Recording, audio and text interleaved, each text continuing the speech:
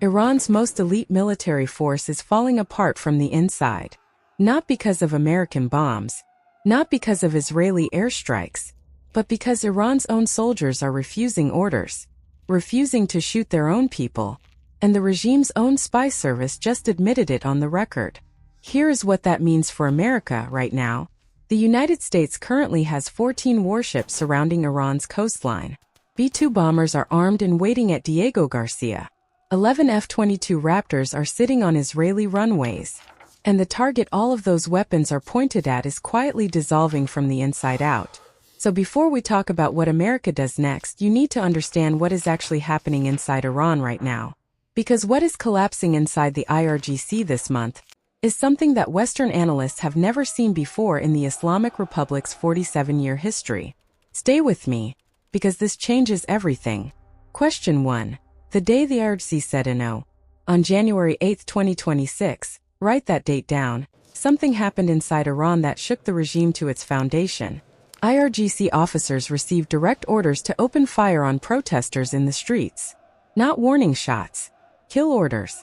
And dozens of uniformed Revolutionary Guard commanders looked at the crowds of Iranian civilians in front of them and refused. Not one officer, not two, dozens. In a single day, the Institute for the Study of War confirmed it.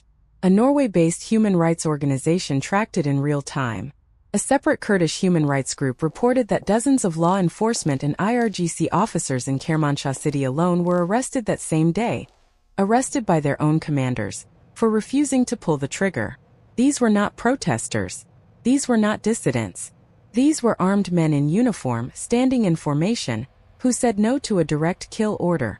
Now here is why that single moment matters more than any airstrike, any sanction, any diplomatic threat America has ever issued against Iran. The entire architecture of a regime like the Islamic Republic rests on one thing: the certainty that when the government gives the order to shoot, its soldiers will shoot. The moment that certainty breaks, everything breaks with it. The fear disappears. The protesters get braver.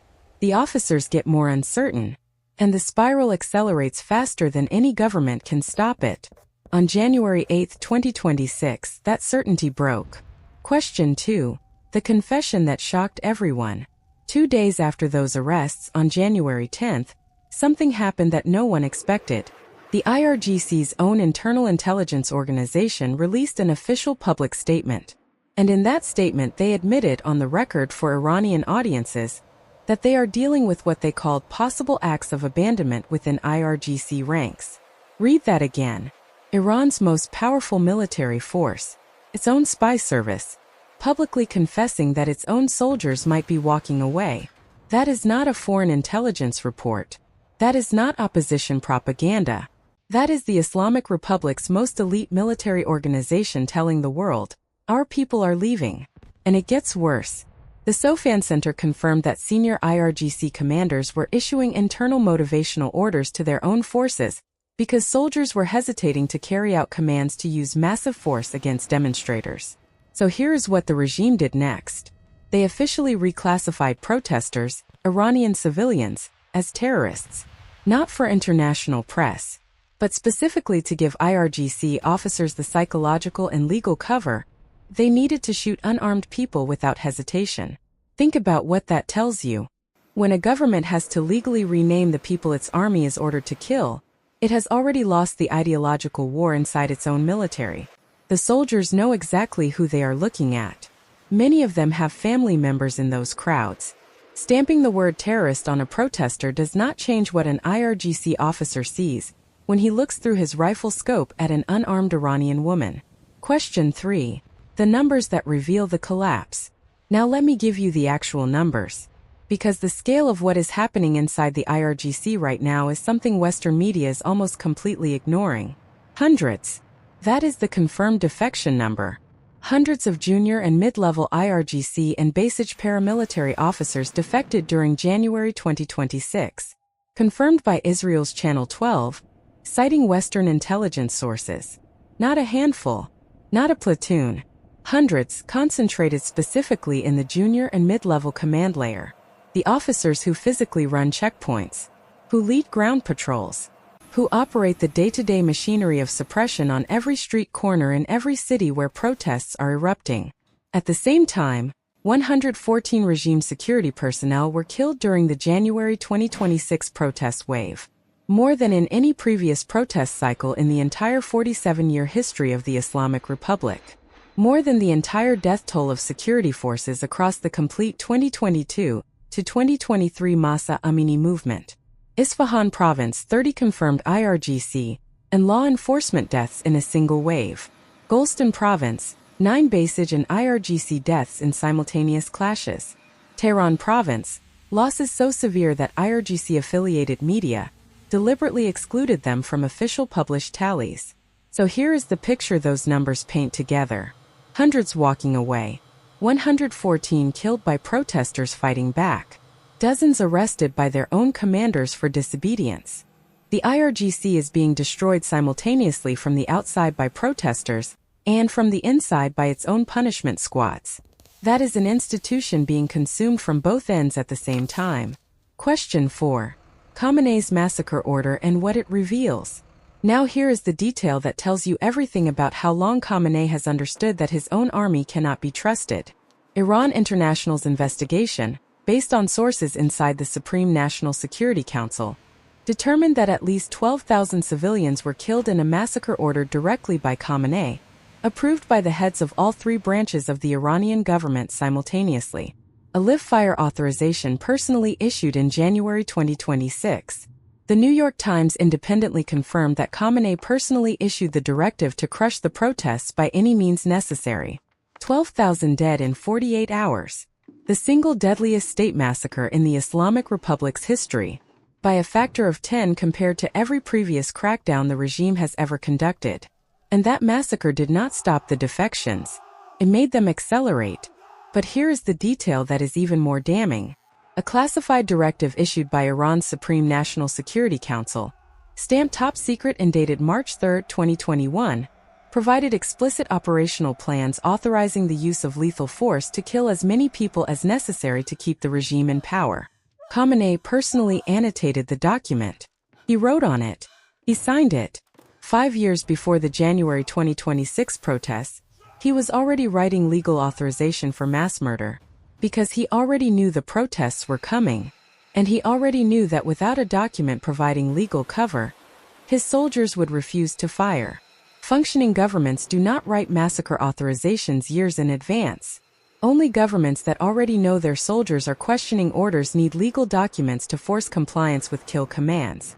Question 5. The diplomats calling Paris. The gold leaving Tehran. Now let's talk about what the people closest to this regime are actually doing right now. Because the people who know the most about how close this government is to the edge are the ones moving fastest toward the exits. Several Iranian diplomats stationed abroad made quiet overtures to European government authorities, seeking information about asylum procedures.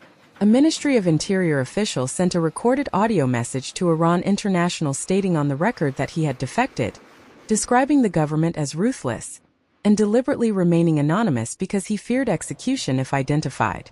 And then there is this name Mohammad Bagher Ghalibaf, the Speaker of Iran's parliament, one of the 5 most powerful men in the entire Islamic Republic, reported among those quietly seeking French entry visas.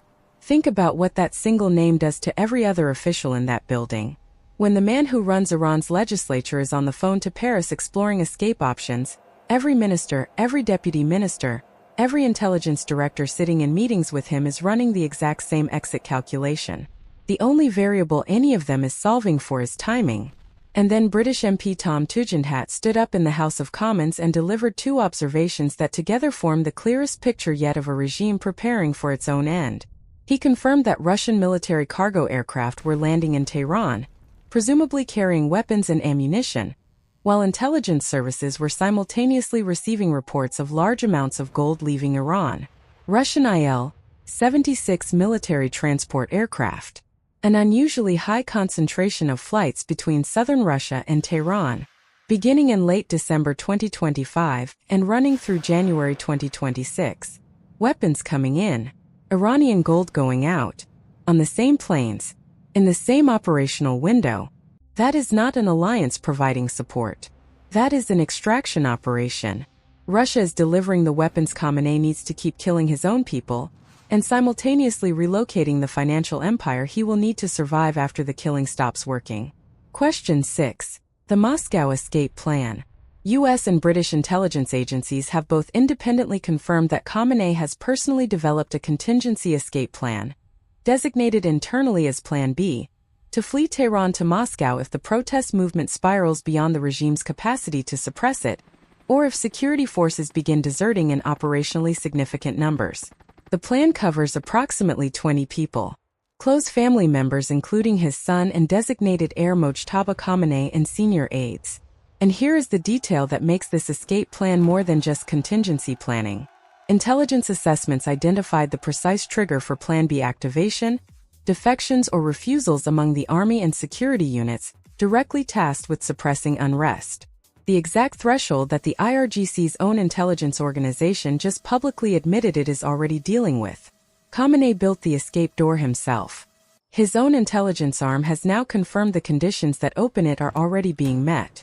He controls the Setat organization, a financial empire that Reuters conservatively estimated at $95 billion in 2013.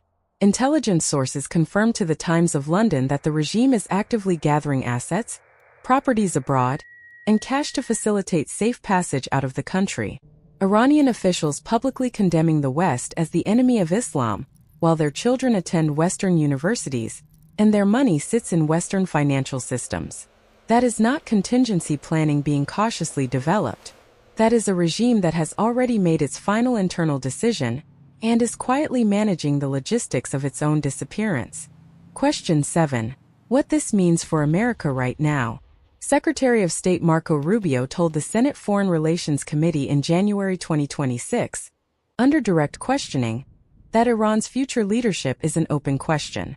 The top American diplomat testifying under oath before Congress, unable to identify who controls Iran's nuclear program, its ballistic missile arsenal, its 180,000-strong Revolutionary Guard, or its proxy networks across Iraq, Syria, Lebanon, and Yemen, if the command structure dissolves. Think about what that specific uncertainty means when you place it alongside the military assets currently in position.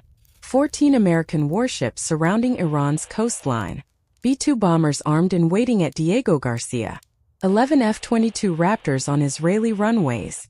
The United States military is fully positioned to strike a target that is dissolving faster than strike orders can be drafted. 3 scenarios are now on the table. Scenario 1: defections reach the trigger point. Khamenei boards that Russian plane and leaves his army behind.